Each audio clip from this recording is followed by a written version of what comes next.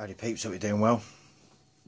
So, this video I'm going to be talking about a couple of things. I'll let you guys into, I suppose, a bit of my life for a change.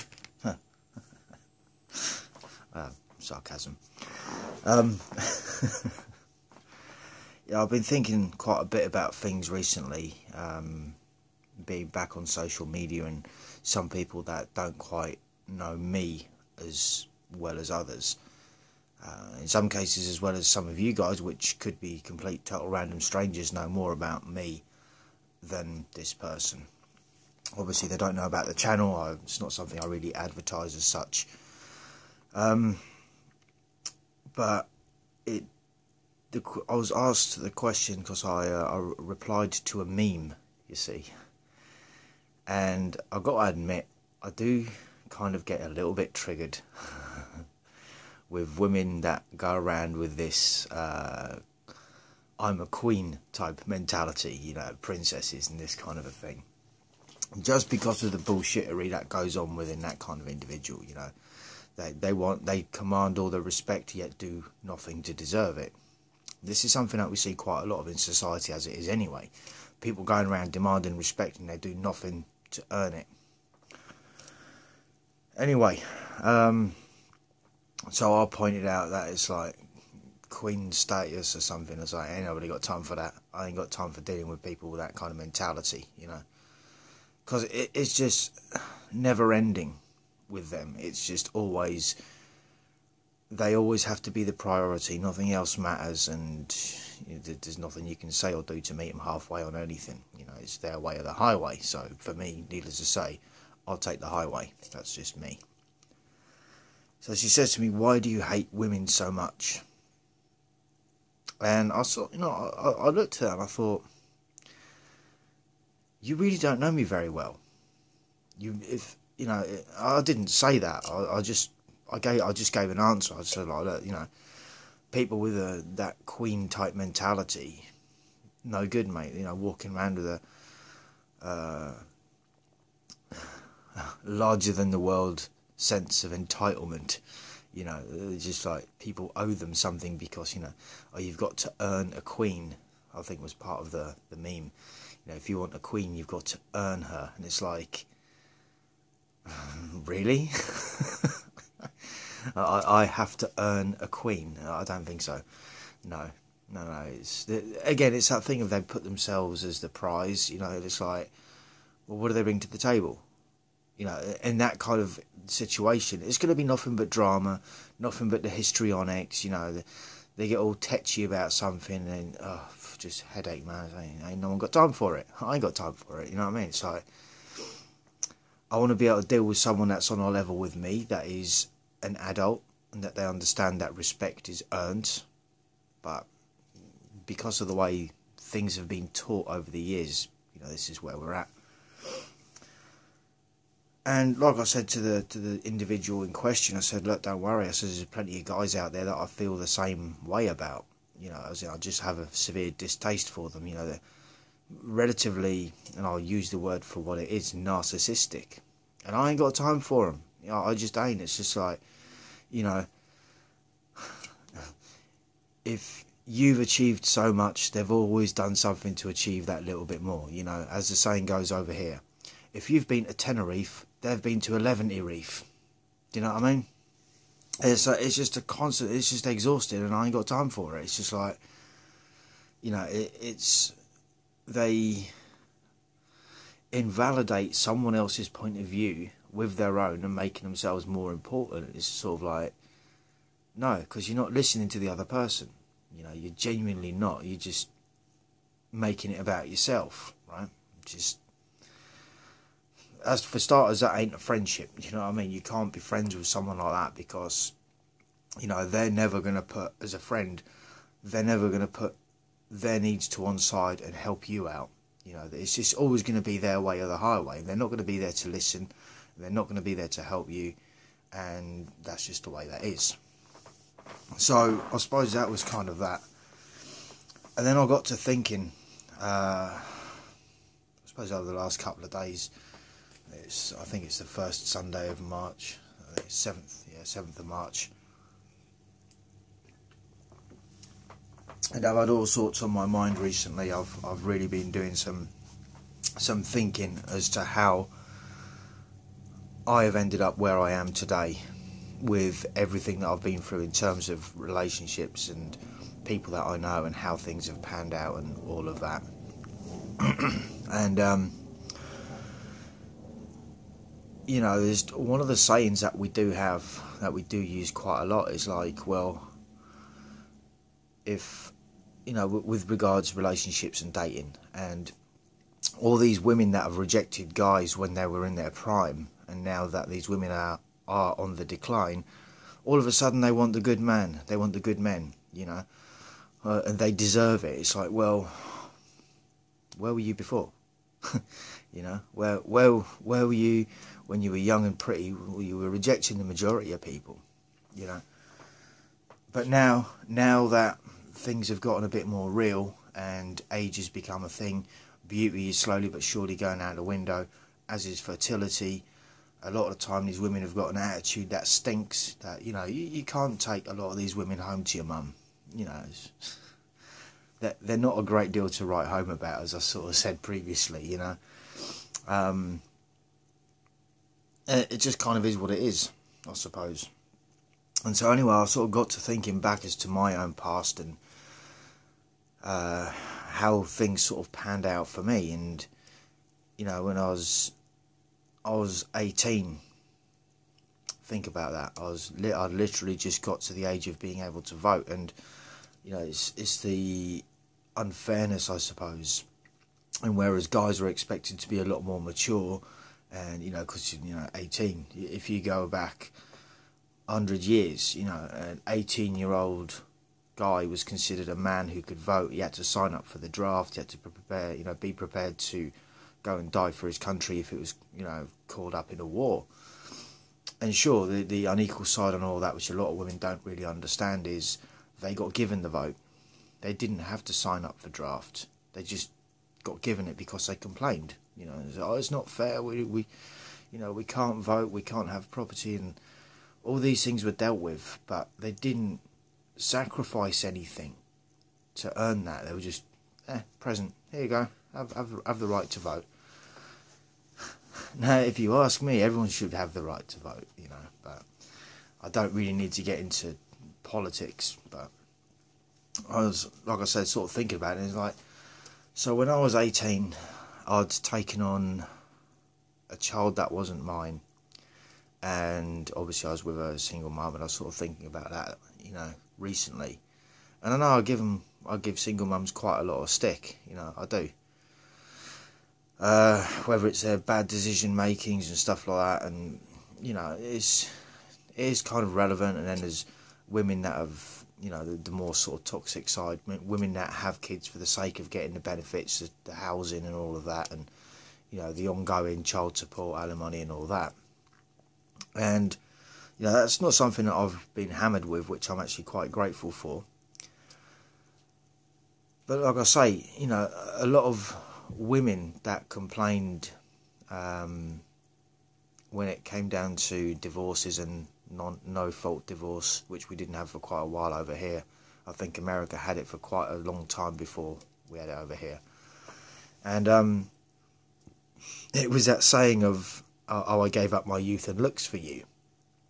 That was a woman's perspective, of course. And I sort of look back, I sort of think, well, I kind of did the same. You know, and I don't feel that, in one aspect, I kind of do feel that my youth was taken from me, in a way. I'm not bitter about it. It's, you know, I just learned to accept that it is what it is, you know. And even though my lack of experience with the world and women led me down that path. So, and I think this is a sort of more devastating part for guys that are in that situation, which is why I say sort of like you're better off not getting involved with single mums.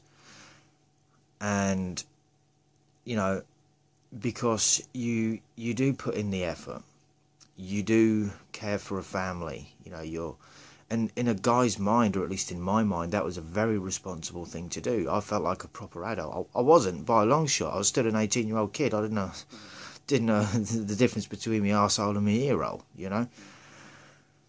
But still, nonetheless, and look, I'm not sitting back and saying, oh, I was a great dad or a great stepdad or anything like that. It's like, no, I'm pretty sure, all things considered, I was pretty fucking stupid.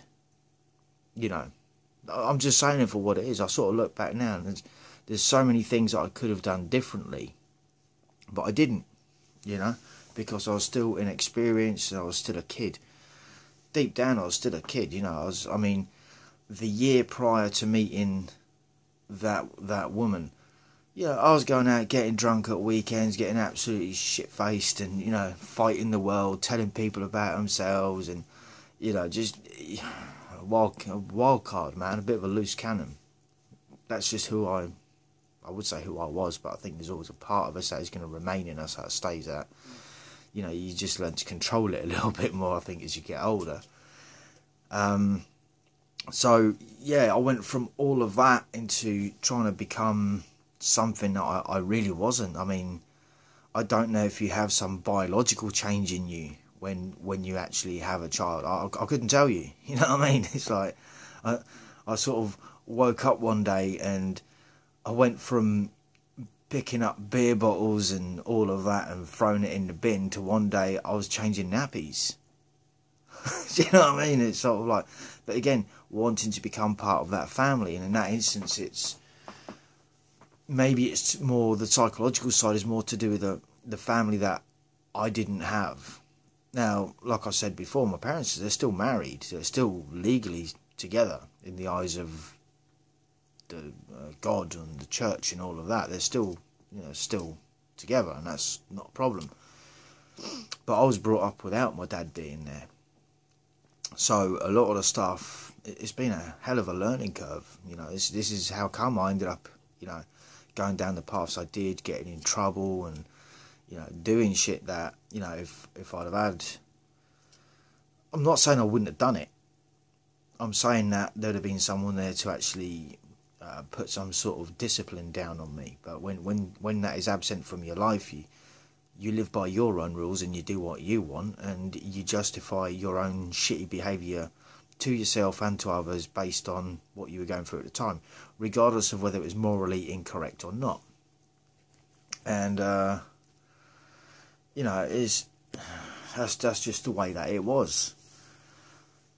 So, when I was getting divorced at 24, and, you know, this is the thing that I think a lot of people don't quite understand about relationships, and, you know, when women decide that, you know, they've had enough, and whether they stay in the relationship for a month or a week longer than what they should, they don't break things off. And, you know, for the person being left behind, because, you know, you can look at this from both angles, if it's the guy leaving the woman or the woman leaving the guy. But I think for the women, they have more support than men. They've got their circle of friends and they can go and talk to and bitch about the guy.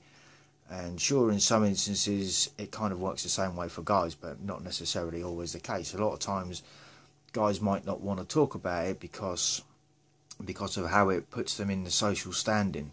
You know, it's, I suppose, akin to having a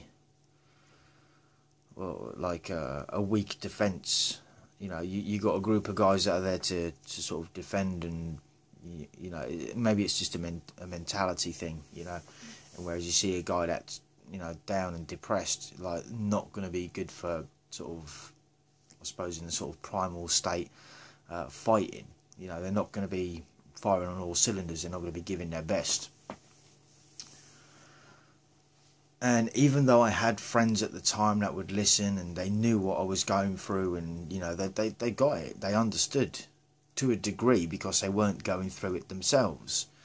So they weren't talking from an experience point. And it was all, I suppose, relatively new to them because they're watching what they'd considered to be a family, myself, ex and the kid and all that, just slowly get dismantled. And even though, you know, I did the typical thing, it's like, you try and make things right and you want it to work out. So, you know, you just what guys do, you know. It's like, oh, don't leave me. It was a thing, man. It's like, we've all done it, you know. It's like, and of course that, again, how women see that, it's like, okay, well, you're weak then, because, you know, here you are crying and bitching, or maybe not necessarily crying, but definitely bitching, you know, and, you know, you're simping after them, and they can't respect that, you know, it's sort of like, and the other sort of side is like, oh, now that I'm leaving, you want to change your way. No, yeah, and it's the same on both sides. It's like, you know, if you're in a relationship, unless you're a simp and you've got some serious issues, you know, that's not the path you want to go down, in my opinion. But still, nonetheless, it has been something that had kind of messed with me for quite a while, psychologically, because, you know, I sort of think back and it's like, well, if I'd have done this, if I'd have done that, it doesn't matter, you know.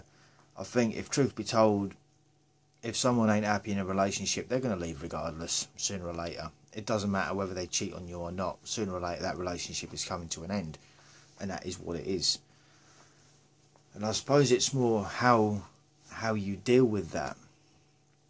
And like I say, because I've spoken quite a bit about, you know, we project the fantasy of what we want the other person to be like. You know, that for me was the end of my world. You know, there was a kid that I'd been raising as if, you know, they were my own, and a wife that I cared for, and then all of that just went away one day, you know. And so you're sort of thinking, is she crazy? Has she lost the plot? Does she mean it? Is she just trying to teach me a lesson? Is this some sort of mind game? It doesn't matter. You know, now it doesn't matter. Now it's like, you know, 20 years later on down the line, so to me it doesn't matter. Like, what happened, and, you know, I can cherish the good moments and look back at the bad and think, well, maybe things could have been, you know, maybe if I'd have done something different, or if she'd have done something different. But, you know, realistically, there's not a great deal of point looking back at it, because it's happened, it's done, and it's dusted. That doesn't mean to say that it doesn't have an effect, because, you know, when I think to do with this video, you know, it's also depression. Now, I've never been diagnosed with depression, but I know that I do go through depressive phases, you know, and it's natural when you fall out with your friends, you fall out with a lover, you know, you do go through depression because you've been used to living that kind of life. And, you know, I would argue, you know, I try not to go back to the whole thing of people having a certain personality disorders, or whether they're just gold diggers and this and that, you know. But I think it's worse in those scenarios, because you actually think that they're someone that they're not, and so your own world collapses in on you when you realise that they're not who you thought they were, and they're not actually there for you. They don't have your back, and in some cases where it applies, they weren't ever invested in you, not as a person.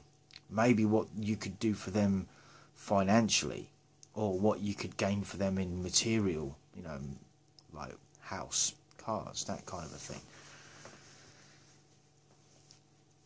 So it does kind of have an effect on the mental state, and it, you know, I won't lie, it's had an effect on me. Like, this is why I can see why some people would think that I hate women.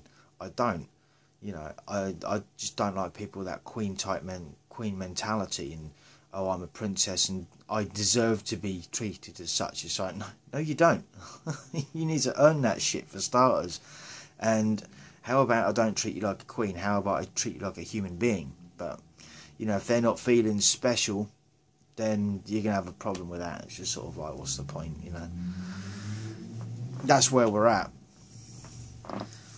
So I suppose if I could give any advice to a younger version of myself, don't get involved with single mums. Oh my God. Doesn't mean people aren't going to do it, and it certainly sure as hell doesn't mean that I haven't done it. You know, like I said, I've been involved with a couple of single mums, and the result has generally been the same. Like, a waste of my time, a waste of my energy on someone that ultimately was never responsible for their own actions. It was always someone else's fault, and there was zero introspection on their behalf. So, and that's where that one was at. You know, and I genuinely don't hate women. I just can't be dealing with people with this mentality or that mentality, because it's just hard work. And I have enough hard work in my life as it is, like many other guys. You know, you don't need to be going home to extra hard work. You know, you don't want that second job, basically. You know. But I think it's maybe a lot of people have just misconstrued what responsibilities a couple have to each other.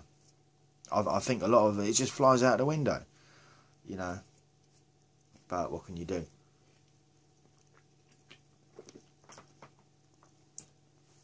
And I suppose to sort of wrap this up, because this has been something that's been on my mind quite a bit recently, because obviously with the way things have panned out with regard to the whole flu thing going around and everyone getting ever so excited and becoming overnight professionals on the whole flu thing, which is one of my pet hates. You know, they're usually the first to start spewing off what the media have told them, but they don't actually do any actual research for their own. You know, and then when you provide them with the research, they just go quiet and say nothing. It's sort of like, yeah, but a minute ago you were telling everyone about themselves, and now that someone's provided some sort of factual evidence, you just run off with your tail between your legs. But needless to say that the taking of one's life is something that has been a thing over the last sort of 12 months, more so I think than usual, and maybe more so especially for guys. But again, it's down to that thing, is people don't want to talk about it. You know, the elephant in the room. It's just because guys don't matter as much as women. Sorry, it is what it is. You know, because if we did, there'd be a lot more help out for us. You know, instead, you know, we're finding ourselves getting insulted by what is it, the Southern SPLC, Southern Poverty Law Centre, who just call MGTOWs, oh yeah, they're women haters, they're a hate group, they're far right, they're this, that and the third. And it's like, no, we actually try and help men, the one thing that society hasn't fucking done for a long time. We're trying to help, but no, we just get painted with a broad brush because we call shit out for what it is. And you can't say that about women. Yes, we can and we will, because you fuckers been saying about men for fucking years. And there's more help available for women than there is for men. And women's problems matter more than that of men's. Apparently. Don't believe me? Go look. But whatever. And so, yeah, like with that, you know, because I recently learnt of one of my drinking buddies from way back, and apparently he decided to take his life a couple of years ago. And I sort of found out through social media, and I was just sort of like, it didn't strike me as the type. He was always happy, always up for a laugh, and he was a great guy. But whatever it was that happened to him, because obviously I lost contact, got to him that much that he felt, obviously, that it just wasn't for him. And with that one, it's sort of like, you know, there's a lot of people, this is a double-edged sword, and I get it. It's like, on the one hand, who is anyone to talk something out of if they wanted a way out? You know, who's anyone to talk them out of it? It's like, you have to walk in their shoes to respect that decision that they want to make, no matter how upsetting it is for the individual. You've got to remember what they are going through. So, if you refer to someone as being selfish for wanting to easy way out, as it were, then you're being part of the problem. You're shaming them more. So it's a no-win situation, and it is a shame. It's a shame for the people that are left behind. But at the same time, would you want the other person to carry on struggling with their mental health? I mean, they